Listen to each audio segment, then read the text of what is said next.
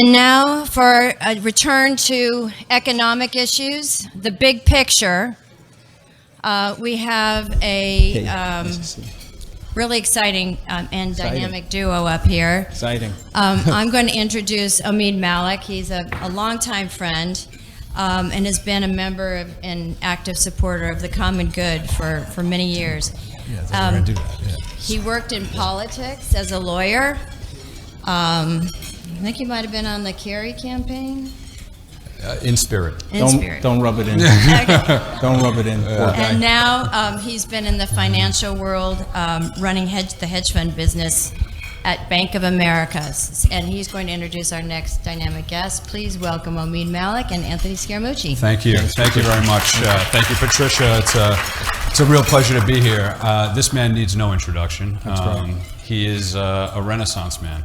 What people may or may not know about Anthony is not only is he an entrepreneur, he's also a published author. In fact, you can get a copy of his book right outside. He's also... I wrote an international bestseller, and if you don't believe me, you can come into my basement. I'll show you every copy. I've been there. I've seen it. And he's also an aspiring thespian, having made cameos in Wall Street 2, Money Never Sleeps, and other amazing films like that. So really, and also a good friend. So we're very pleased to be here. The New York City establishment crowd doesn't often hear from the Trump administration or even supporters of the Trump administration, which is why we're so pleased to be here with Anthony. Let's just get right into it. Don't throw anything. I like my suit and I like my tie. Don't hit me with anything. All right, go ahead. Yeah, but look, I mean, it's often been said that the federal government is nothing more than an insurance company with a standing army. Mm-hmm. Do you agree? Absolutely not. The federal government is probably underperforming over the last 15 years since the September 11th attack, but the right style of federal government, which is a little bit more smaller government, more energetic, is weaving a private-public partnership with American business focused on infrastructure and making our tax rates competitive. They don't have to be the lowest, but competitive will unleash an amazing amount of U.S. growth and global growth. So I hear that argument. That's an argument that was made about General Motors a few years back, Omeed, where it was a medical company and a health insurance company that happened to sell some cars on the side. Right. And so my problem with that description of our government is that it's just a little bit too simplistic. Well, you mentioned infrastructure, so let's go there. I mean, it was to great fanfare that Donald Trump talked about a $1 trillion infrastructure spending plan. Now, the details have been debated, but is there any way that the fiscal hawks in his own party would approve something like that? Well, they may or may not. I think that unfortunately, there's a couple of dominoes that would have to fall until they get there. I think one of the things that we're discovering about the administration is that it's woefully understaffed. It's understaffed as it relates to legislative liaisons, and also from a public liaison perspective. One of the things that President Clinton was effective at, and for a time the Bush administration was also effective at, and I would say less so for the Obama administration, is going out and getting CEOs, large and small, from around the country to effectively be an off-balance sheet legislative liaison to the Hill. And so they get the CEOs up there and they call the representatives and call the senators and say, okay, here's the agenda, let's push the agenda. And so they're not there. That's due, in my opinion, to understaffing. There's a lot of reasons for that. There seems to be a lot of internecine fighting going on. When you talk to them internally, they deny it. And then when you leave, they pick up the phone and they call journalists and they hit each other, which is absolutely the worst thing to do. So you can't get to the infrastructure until you go through healthcare, tax reform, and then eventually infrastructure. But if you get to the infrastructure, listen, I'm a Republican, but I'm a smart, pragmatic person. The infrastructure, if done right, if the capital is deployed properly, you'll get great positive externalities and a multiplier effect on that. And I think you're in favor of it being a public-private partnership, not just purely spending from the government. No question. Okay. There's a lot of ways you could do that. You and I both know that. Yeah. You could even put in the tax bill some kind of repatriation formula where businesses large and small can bring their money back to the United States and use that as a funding mechanism to start some of these toll-based public works projects. Well, I just want you to know, and I think you do know, that I worked for a governor of the state of New Jersey that tried to privatize tolls, and it probably cost him his election. So the public doesn't take too kindly to some of that.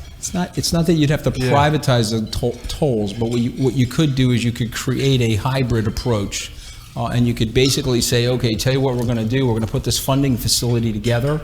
The government's going to borrow from that funding facility.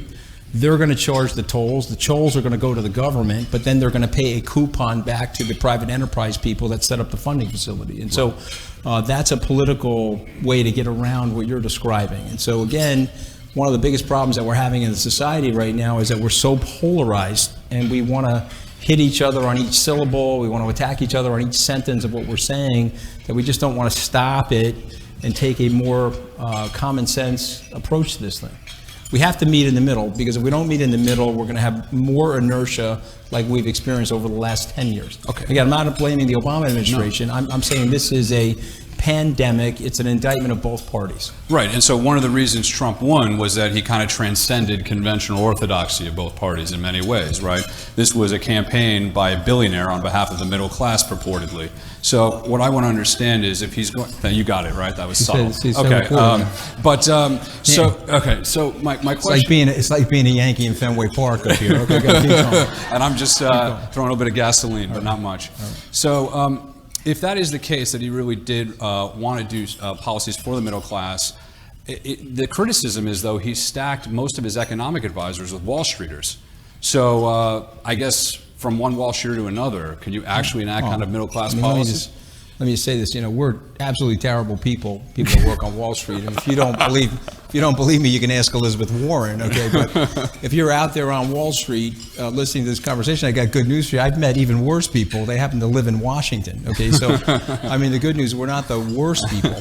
But I hear what you're saying there. But I think whether you're on Wall Street or not on Wall Street, if you have great policy ideas and you can communicate and create the right relationship mix to effectuate those policies that help the most amount of American people, then it really doesn't matter where you come from. But I want to tell a 35-second story because it's super important. Yeah. So I was with Governor Walker. I was his finance chair. And I was with Governor Bush. I heard that Walker's a good guy. So that I was also then with Jeb Bush. So I was not with President Trump or then candidate Trump in the beginning. We were friends for a long period of time, but I didn't take him at his word that he was running for president. And I had already made the commitments to these other politicians. And so the day after The Apprentice ended, so whatever that finale was, that next morning I was over at Trump Tower with him. He said, "I'm running for president." I laughed. I said, "You're not going to do it." And he said, "No, I am." I said, "Well, I'm already with Walker, and then I have a commitment to Bush." He says, "Well, after I take those two guys off the field," he said it a little bit more dramatically, "will you come work for me?" I said, "Yes." Okay, and so when he took those two guys off the field, it was South Carolina primary was over. I got a phone call from him, connected in through Rona, his assistant, and he said, when can I meet you at Trump Tower? I went up to see him at Trump Tower. He says, "Okay, we got to get the fundraising going." I teamed up with Steve Mnuchin and then flew out to Albuquerque, New Mexico on Trump Force One. We landed in Albuquerque, New Mexico. The Albuquerque Civic Center, 9,000 people in the Civic Center, 5,000 people waiting outside, ladies and gentlemen. Okay, now I want to tell you something about myself. I grew up in a blue-collar family. My parents never went to college. When I went to Tufts, my father thought it was spelled Toughs. And that's the truth, and he's 82 years old, and he would admit to that. When I got to Harvard Law School, my mother thought it was in Hartford. We're packing the car. She thought we were going to Hartford, Connecticut. I said, "No, Mom." Okay, so these were labor-based people. My father had a lunch pail, but let me tell you the mistake I made. I was aspiring to get into the global elite. I spent 30 years of my life since leaving Harvard Law School to talk to a group like this, or to end up in Davos, or to work at a Goldman Sachs, or be a hedge fund manager. You did all those things. To pay big taxes. Yeah. On the process of doing that, I missed what was going on in my neighborhood. Missed it. And so when I took the Secret Service day pin off, and I crossed the security perimeter in Albuquerque, New Mexico, and I started shaking hands with people there. Where are you from? Why are you here? Why are you here to support this man? I can tell you very explicitly, no white supremacists, no white nationalists. These were people in economic desperation. You may not like what I'm saying, but I am going to express it. And so now I'm there, and I have the epiphany, and the epiphany is, oh my God, He's talking to the people that I grew up with. And these are people that are struggling. He knows because he's a Wall Streeter, 9.4% decline in real wages since 2006. Factories have closed down. 70,000 factories have moved outside the United States since the signature on NAFTA. It took a billionaire on Fifth Avenue, living next to the Tiffany's jewelry store, to describe to me what was going on in my neighborhood, the neighborhood I grew up in, because I insulated myself. After the Brexit, then I'll let you ask another question. I'm at the John George restaurant, second floor. I'm on the Harvard Law School Leadership Council. Day after the Brexit, the dean of the school, 25 people. The dean says, I just got back from London. Everybody I talked to said there would not be a Brexit. What do you guys think happened? I raised my hand. I said, Dean, I just have to ask the people here a question. How many of you have been to a Donald J. Trump rally or a Bernie Sanders rally? Anybody in this room been to one? I've been to a Bernie Sanders rally. Yeah, they're pretty. I would compare it to a Donald Trump rally. But you know what? I would, because there is a desperation going on in the middle class and the lower middle class.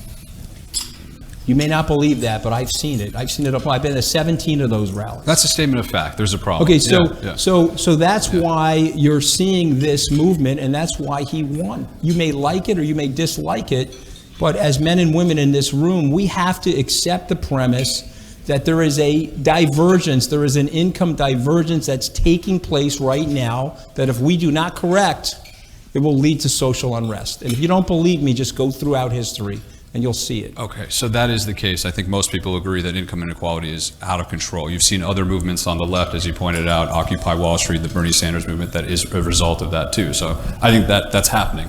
But so what's the solution? We can blame it on globalization, which in fact is probably more about technology than it is about global free trade. And so how do you solve that? Well, you can look abroad, which might be a good thing to do every once in a while. And you look at a country like Germany that has a very robust vocational program there. That's really assisted them. So I want to ask you about that, and I want to ask you whether you think this country has erred in basically accepting the premise that a 4-year college degree is a right as opposed to a privilege. Well, I mean, it's a very broad conversation, but I'll start it out with a rhetorical question and ask this group, name me the politician that you've come in contact with that has a 25-year plan for America. Anybody here know a politician standing at a podium and says, okay, here's the 25-year plan for America, right-size our deficits, fix our entitlement program, redistribute properly health care? Who socialized health care in the United States? Anybody know? The socialization of health care was done by? Health care. Well, I wouldn't say it was FDR. He was more in the Social Security situation. Johnson had the Medicare and the Medicaid for the elderly and Medicaid for the poor.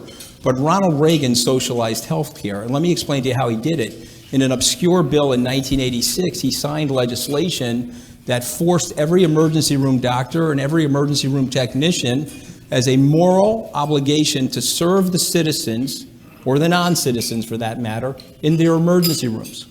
Whether they could pay for it or not, you had to service them. And so he accidentally socialized the medicine, and we've been trying to figure out for the last 31 years how to pay for it. And so it's a much broader discussion, okay? We are over-allocating capital at the governmental level into 4-year liberal arts education, which is why you've caused this exponential growth in tuition. Same thing that they did with the Community Reinvestment Act, which caused the explosion in the subprime market. The government, in my opinion, should be out of the capital allocation business, but in the public good business. And so one of the public goods would be to do what you're describing, is to create more vocations. There are two people.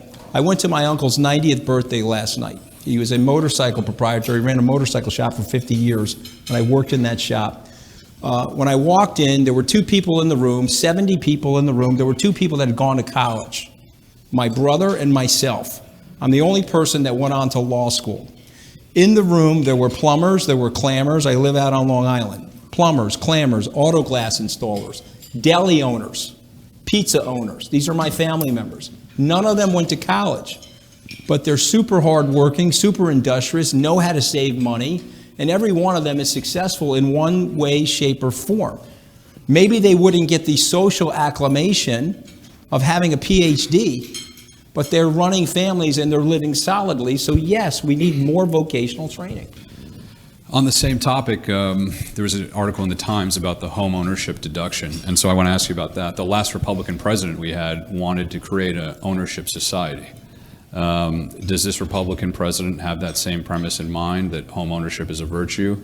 And if not, or if so, should we also do away with deductions like home ownership deductions? So as it relates to the president, I'm not sure of the answer.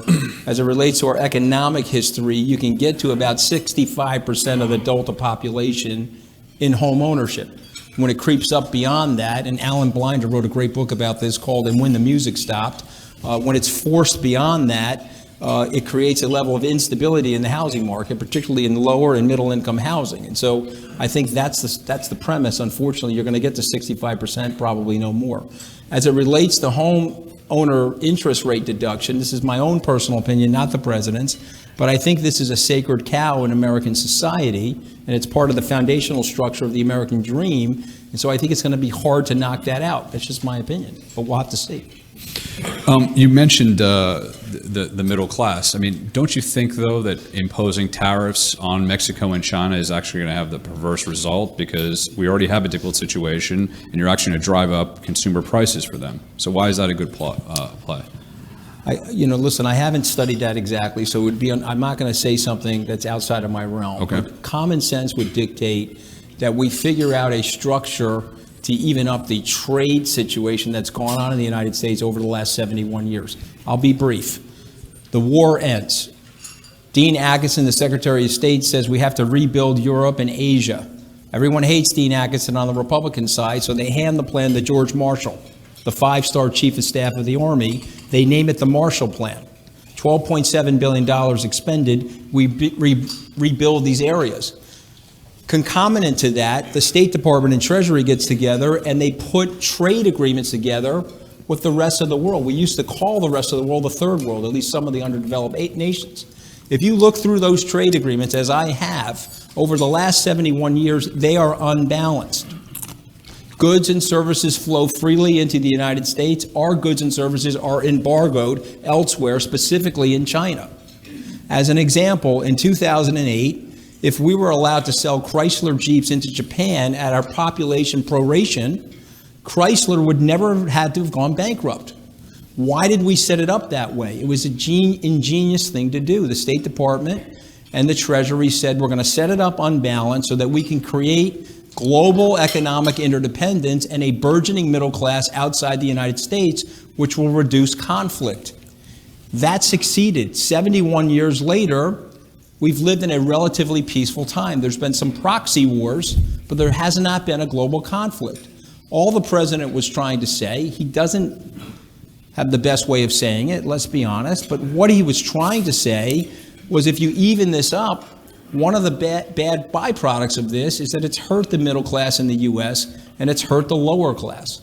And so all I want is free trade that's fair to these people, not protectionism, not tariffs. And if you actually read the stuff that's come out of Wilbur Ross's Commerce Department or others, you can see that's exactly the direction they want to go in. And so it's important for people to have that historical analysis when they're listening to the rhetoric on TV. Another variable in this entire topic that can't be discounted is illegal immigration.